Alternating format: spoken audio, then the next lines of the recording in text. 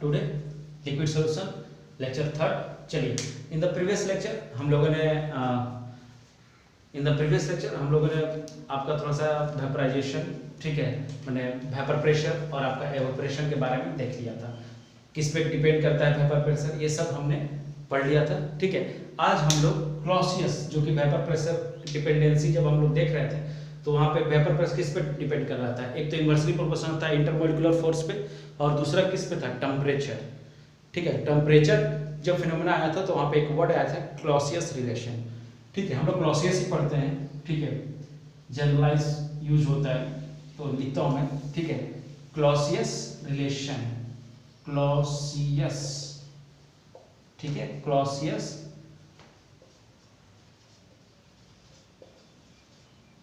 ठीक है relation, Clausius relation.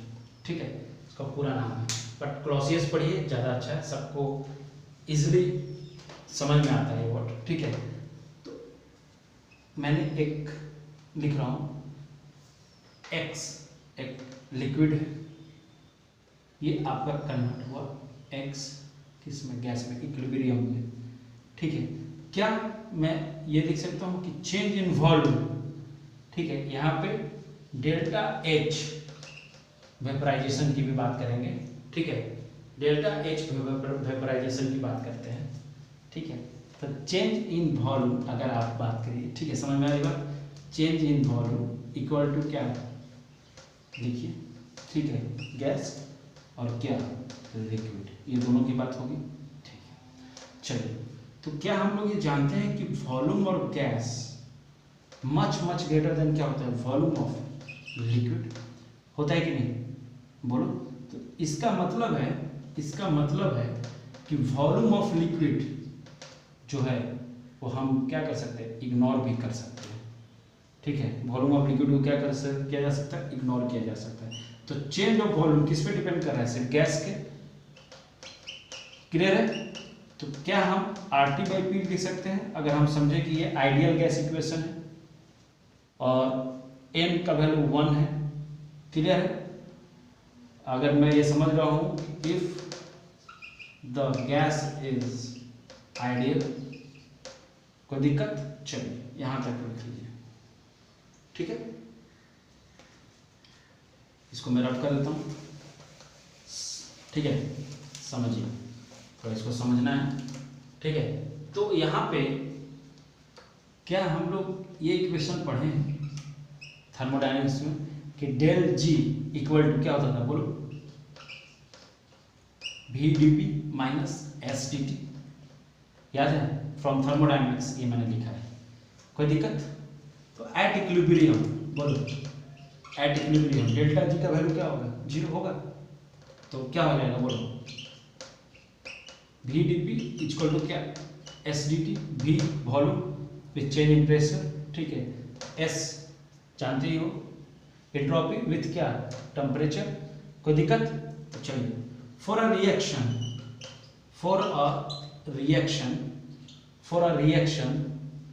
Small reaction के लिए इसको S और इसको क्या मान लें, V, कोई दिक्कत नहीं। तो क्या मैं इसको इससे लिख सकता हूँ कि डेल V इंटू क्या, dP इक्वल टू क्या, इसको लिख सकता हूँ del S into dt, small change of reaction के लिए, ऐसा मान सकता हूँ। हाँ, मान सकते हैं। ठीक है, ठीक है, तो अब नेक्स्ट इसमें पॉइंट देखते हैं। ठीक है, चलो यहाँ तक तो क्लियर है। अब जरा देखते हैं, क्या मैं इसको ऐसे लिख सकता हूँ dP/dt। ठीक है, और ये क्या होगा, स्मॉल चेंज एक तरफ, बिग चेंज एक तरफ। तो क्या ऐसा भी लिखते हैं हम लोग थर्मोडायनेमिक्स से, बोलो, और ये RT/P ऐसा तो लिख सकते हैं। ये थर्मोडायनेमिक्स से, ये जनरल जो हम लोग आइडियल के लिए लिखते हैं, कोई दिक्कत नहीं। चलो, तो क्या मैं यहाँ पे इसको ऐसे लिख दूँ कि dP/dt equal to del H।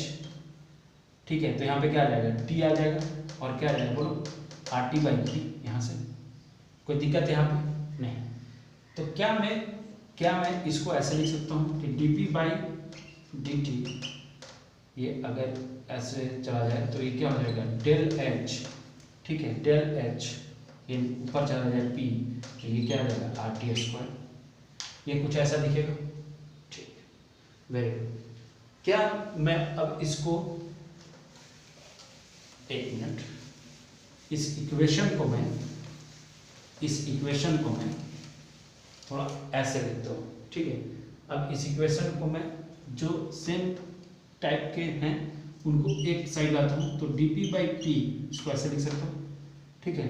और ये क्या हो जाएगा डेल एच, ठीक है यहाँ पे, और ये क्या है आर टी स्क्वायर, और यहाँ पे क्या चेंज था डी टी, कोई दिक्कत। यहाँ से यहाँ इंटीग्रेट करता हूँ, तो यहाँ कहाँ से कहाँ P1 से P2, और यहाँ कहाँ T1 से T2, कोई दिक्कत यहाँ तक किसी को नहीं, ओके फाइन।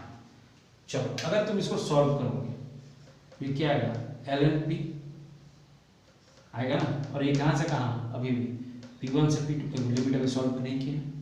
ये क्या है del H upon R, constant है बाहर आ गया, और ये क्या है 1/t, और ये T1 से क्या है T2, कोई दिक्कत किसी को जब इसको मैंने सॉल्व किया है आफ्टर सॉल्विंग, ठीक है। चलिए अगर हम फर्दर इसको प्रोसीड करें, ln को ब्रेक करें, ठीक है, अगर लिमिट को सॉल्व करें तो हम क्या करेंगे ln आगे यहाँ पे क्या हो जाएगा P2 बाई बोलो P1, और ये क्या हो जाएगा तो कांस्टेंट है तो बाहर ही रहेगा, ठीक है। बट यहाँ पे क्या आएगा 1/T1 माइनस 1/T2, कोई दिक्कत बोलो। अगर इस ln को मैं लॉग के टर्म में लिखूँ बेस 10 पे, तो P2 by P1 del H upon, यहाँ पे कन्वर्ट करते हो तो ये वैल्यू आता है ना, रहेगा ना, ठीक है। और यहाँ पे क्या आ जाएगा बोलो 1/T1 माइनस 1/T2, यही है क्लॉसियस इक्वेशन, यही आपका क्या है क्लॉसियस क्लैपेरॉन रिलेशन। इसी का बहुत ज़्यादा यूज है, ये ध्यान रखेंगे आप। अरे इक्विलिब्रियम के लिए हम लोग पढ़े थे ना, उसी टाइप का फार्मूला है कि केमिकल इक्विलिब्रियम में भी हम लोग इस टाइप का फार्मूला पढ़े थे, वहाँ पे सिर्फ लॉग के था K1/K, K2/K1 सेम फार्मूला था, ठीक है। अगर आप ध्यान देना तो वहाँ भी सेम टाइप का फार्मूला था, ठीक है। चलिए नेक्स्ट हम लोग देखते हैं बॉइलिंग पॉइंट, ये याद रखना है, ठीक है। ये फार्मूला आप बोलोगे सर बहुत बड़ा है, बट इसको ध्यान रखना है, ठीक है। चलो अब हम नेक्स्ट देखते हैं बॉइलिंग पॉइंट, आपका बॉइलिंग पॉइंट, ठीक है। अगर बॉइलिंग पॉइंट की बात करें, ठीक है, बॉइलिंग क्या आपका पॉइंट, बॉइलिंग पॉइंट, ठीक है, क्या होता है। तो आप में से बहुत लोग जानते हैं कि वो टेम्परेचर जिस पे लिक्विड क्या हो जाए बॉयल हो जाए। ये तो कोई भी 9th 10th के भी बच्चा से पूछेगा ना तो बोलेगा बॉइलिंग पॉइंट, हाँ वो टेम्परेचर है जिस पे कोई लिक्विड क्या हो जाए बॉयल हो जाए। तो क्या 9th 10th का बच्चा नीट या मेंस निकालता है क्या, नहीं ना। तो वैसा ही डिफिनेशन भी थोड़ा सा अलग होगा, और थोड़ा हमें समझना है कि वो डिफिनेशन कंप्लीट नहीं है। कंप्लीट डिफिनेशन क्या है, the temperature of a liquid, of a क्या बेटा लिक्विड, व्हेन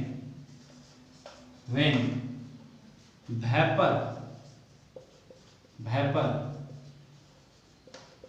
pressure of क्या of vapor pressure of it equal to, sorry, vapor pressure it equal to of it equal to external pressure known as boiling point of the liquid। थोड़ा समझते हैं क्या लिखा है, the temperature of a liquid when vapour pressure it's equal to, यहाँ पे ऐसे it's equal to external pressure known as boiling point of the liquid. कहने का मतलब है कि वो टेम्परेचर, लिक्विड का वो टेम्परेचर जहां पे वेपर प्रेशर किसके बराबर हो जाए, एक्सटर्नल प्रेशर के बराबर हो जाए, तो वो उसका क्या कहलाएगा, बॉइलिंग पॉइंट कहलाएगा। वो टेम्परेचर जो जो लिक्विड के वेपर को एक्सटर्नल प्रेशर के बराबर कर दे वो उसका क्या कहलाएगा, बॉइलिंग पॉइंट या बॉइलिंग टेम्परेचर भी कह सकते हैं। क्लियर है बात? चलिए इसको नोट डाउन कर लीजिए, ठीक है, जल्दी से नोट डाउन कीजिए,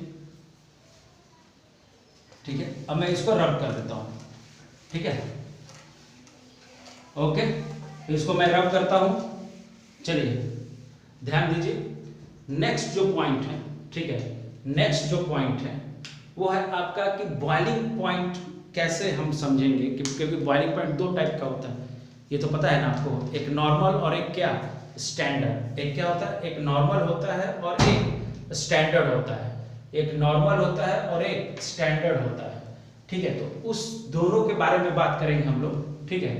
तो जरा हम लोग समझते हैं पहले जो अभी आपने समझा कि लिक्विड का, ठीक है, जरा उसको मैं समझा देता हूँ बॉइलिंग पॉइंट को, ठीक है। चलिए यहाँ पे वोलेटाइल लिक्विड लिए हैं, ठीक है, एक वोलेटाइल लिक्विड है,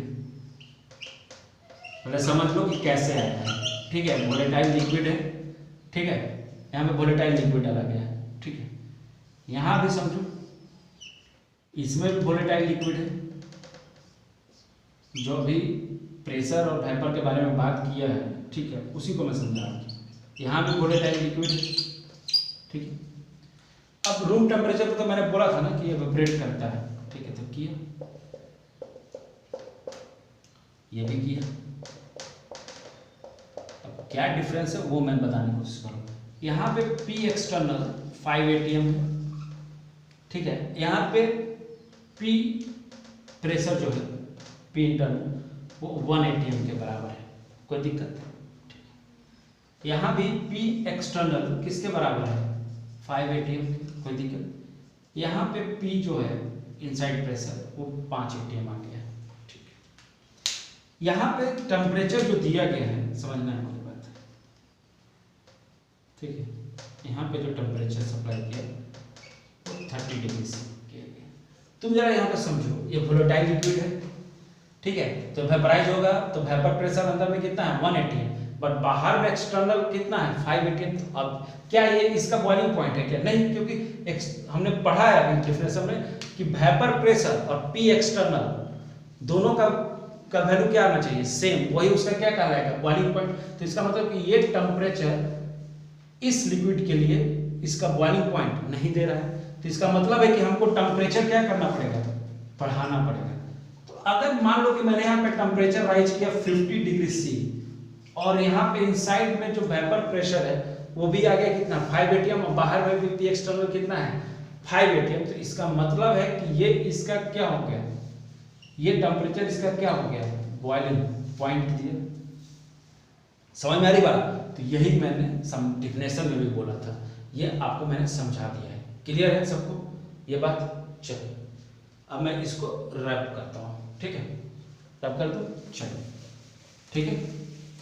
अब हम लोग जानते हैं कि बॉइलिंग पॉइंट जो होता है आपका, ठीक है, हम लोग जानते हैं कि जो बॉइलिंग पॉइंट होता है, ठीक है, वो 2 टाइप का होता है, ठीक है बेटा। बॉइलिंग पॉइंट 2 टाइप का हो रहा है, कौन कौन सा होता है, तो हम लिखेंगे स्टैंडर्ड होता है, स्टैंडर्ड बॉइलिंग पॉइंट होता है ना बेटा, जहाँ पे P एक्सटर्नल हम लोग क्या लिखते हैं, 1 बार लिखते हैं ना, ठीक। एक होता है नॉर्मल, नॉर्मल बॉइलिंग पॉइंट होता है बेटा एक, वहाँ पे हम लोग P एक्सटर्नल किसके बराबर लिखते हैं, बोलो 1 atm के बराबर लिखते हैं, कोई दिक्कत है, ठीक है। अब जरा समझना है इस बात को, ठीक है, समझना है कि अगर मैं इसको ऐसे लिखूं कि टेम्परेचर एट विच क्या, vapour pressure, temperature at which vapour pressure of liquid कितना आ गया, किसके बराबर, 1 बार के, कोई दिक्कत नहीं, ठीक। ये कैसे लिख रहा हूं तुमको बात समझ में आ रही होगी। फिर से मैंने लिखा कि temperature at which vapour pressure of क्या, लिक्विड इक्वल टू क्या, 180। तो कहने का मतलब ये है कि standard boiling point P external का वैल्यू क्या होता है, 1 बार, तो यही किसका, ये किसके बराबर हो गया, वेपर प्रेशर ऑफ लिक्विड के बराबर हो गया स्टैंडर्ड में।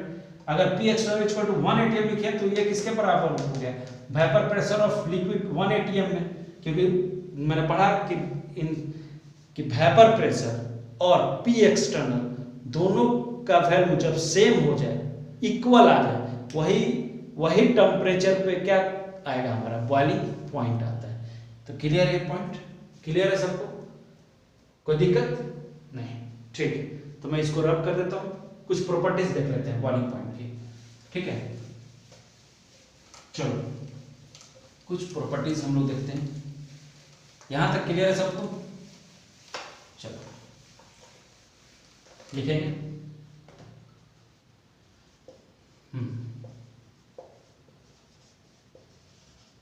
प्रॉपर्टीज ऑफ क्या आपका बॉइलिंग क्या पॉइंट, ठीक है। बॉइलिंग पॉइंट की प्रॉपर्टीज देख रहे हैं, ठीक है, कोई दिक्कत।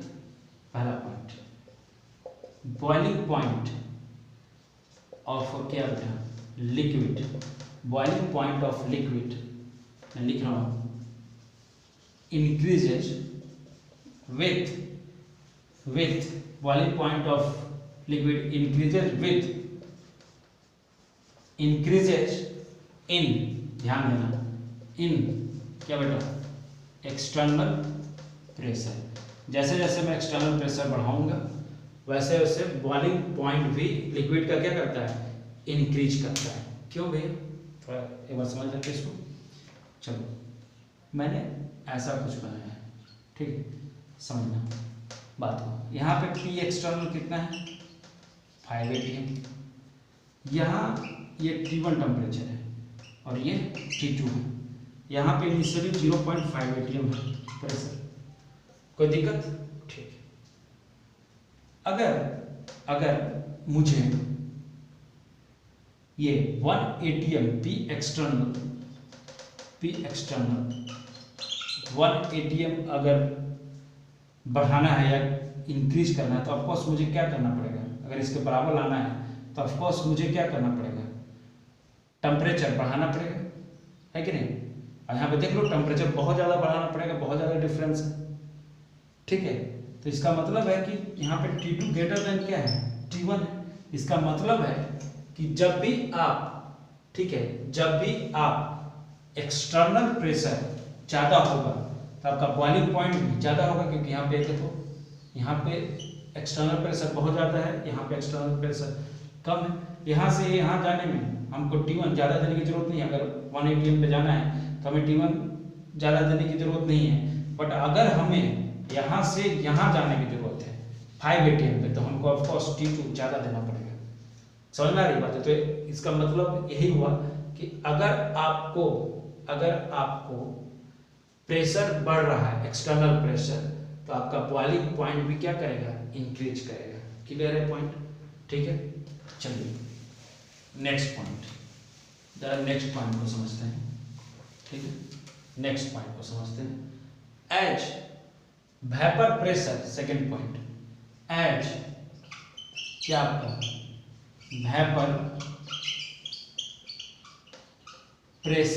Vapour pressure of a liquid decreases, ठीक है, इट्स बॉइलिंग पॉइंट क्या इंक्रीजेज। कोई दिक्कत है यहाँ पे, वेपर प्रेशर डिक्रीज कर रहा है तो बॉइलिंग पॉइंट इंक्रीज कर रहा है, समझना है, ठीक है। यहाँ पे चलो मैं समझाता हूँ पॉइंट, समझो ये P एक्सटर्नल है, ठीक है। यहाँ पे वेपर प्रेशर कितना है, 0.3 है, और यहाँ पे वेपर प्रेशर 0.5 है, ATM में समझो, और यहाँ पे 1 ATM है। कोई दिक्कत, अगर इसको यहाँ से यहाँ तक पहुँचना है तो कितना का डिफरेंस है, 0.7 ATM का। इसको यहाँ से यहाँ पहुँचना है तो कितना का डिफरेंस है, 0.5 ATM का, ठीक है। तो यहाँ से यहाँ पहुँचने में क्या आपका टेम्परेचर क्या लगेगा, कम लगेगा, बट यहाँ से यहाँ पहुँचने में मोर टेम्परेचर, मतलब टेम्परेचर क्या है, ज़्यादा रिक्वायर्ड है कि नहीं। तो इसका मतलब यहाँ पे वेपर प्रेशर कम है तो टेम्परेचर ज्यादा रिक्वायर्ड है, ठीक है ना। तो इसका मतलब हुआ कि more heat required, more heat required, तो बॉइलिंग पॉइंट क्या कर जाएगा, इंक्रीज कर जाएगा। जैसे ही हीट बढ़ेगा बॉइलिंग पॉइंट इंक्रीज कर जाएगा, और यहाँ पे वेपर प्रेशर ज्यादा है तो लेस क्या रिक्वायर्ड रहेगा, लेस हीट रिक्वायर्ड, ठीक है, लेस हीट रिक्वायर्ड, तो लेस क्या आपका बॉइलिंग पॉइंट। कोई दिक्कत समझ में आई बात, यहां से क्लियर हुआ, उतार ले, ठीक है। चलो अब देखते हैं नेक्स्ट पॉइंट, ठीक है, ठीक है।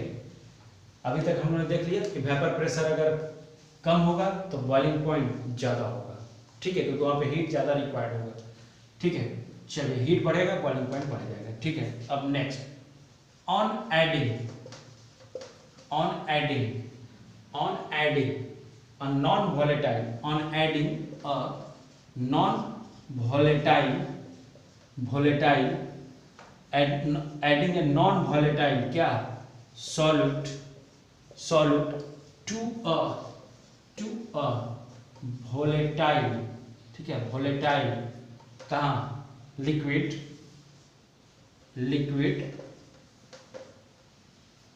its vapor pressure decreases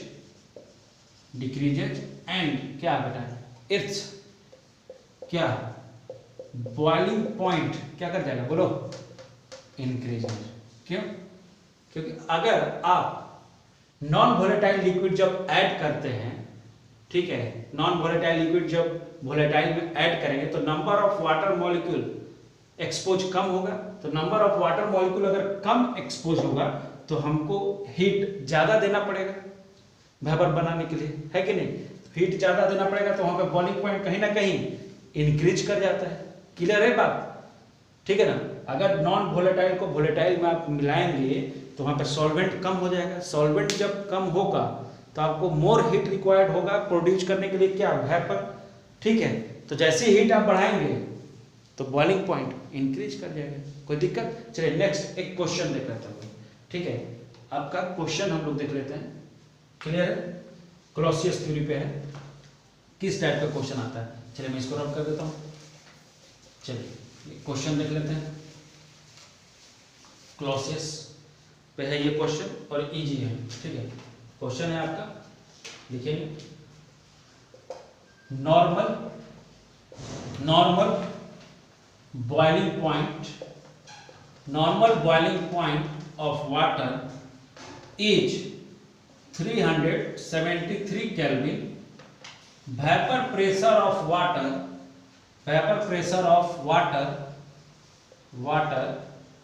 at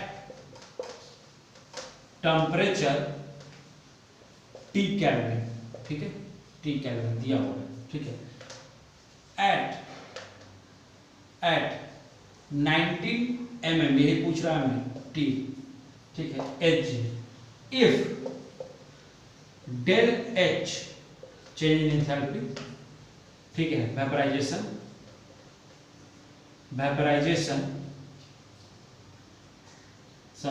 of water is 14.67 kilojoule, then temperature will B, temperature क्या होगा, आर का वैल्यू मान लो दिया हुआ है 8.3 किलो जूल पर मोल।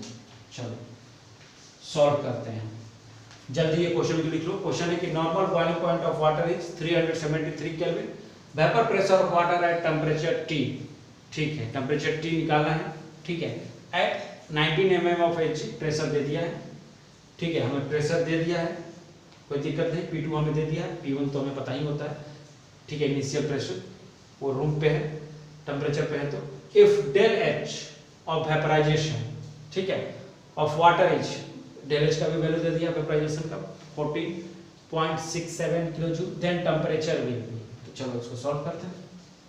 तो सीधे हमें पता है कि कौन सा फॉर्मूला लगाना है, क्या फॉर्मूला लगाएगा बोलो, हम लिखेंगे log P2 by P1 equal to del H 2.303 into R, bracket के अंदर 1 by T1 minus 1 by T2, ये फॉर्मूला हमें लगाना है।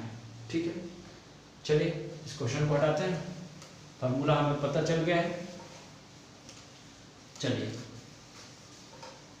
ओके, तो जरा बताना लॉग P2 का वैल्यू कितना है, दिया हुआ था 19, यस 19, और इनिशियली जो प्रेशर होता है वो तो हमें पता होता है ना, कितना होता है बोलो 760 mm, अरे कन्वर्ट करेंगे तो 760 mm ऑफ एच। ठीक है, चलो फिर से डेल एच का वैल्यू दिया हुआ है 40.67, और किलो जूल में है तो इसको जूल में बदल दो मल्टीप्लाई करके। ठीक है, और यहाँ पे क्या है 2.303, और आर के भी वैल्यू मुझे दिया हुआ था आई थिंक, यस 8.3, कोई दिक्कत नहीं। और टेम्परेचर कितना है, इनिशियली टेम्परेचर हमें दिया हुआ है, कितना पता है हमें, रूम टेम्परेचर कितना होगा केल्विन में बोलो 373। ठीक है, माइनस 1 बाई T2 हमें निकालना है, तो यहाँ से अगर तुम सॉल्व करोगे तो इसका वैल्यू जो आता है वो आता है 291.4 केल्विन। यू नो ये पिछले साल का नीट का क्वेश्चन है। ठीक है, बस मैंने थोड़ा सा डाटा चेंज कर दिया है। ठीक है, इसलिए आंसर अलग आ रहा है। ठीक है, यहाँ पे P2 का कुछ और वैल्यू दिया गया था 70 के आसपास, 70 और सिंपल रेशियो में था 70 लिया गया था, तो इजीली कट गया था, सॉल्व हो गया था। थोड़ा सा मैंने डाटा चेंज कर दिया है, बस क्वेश्चन वही है।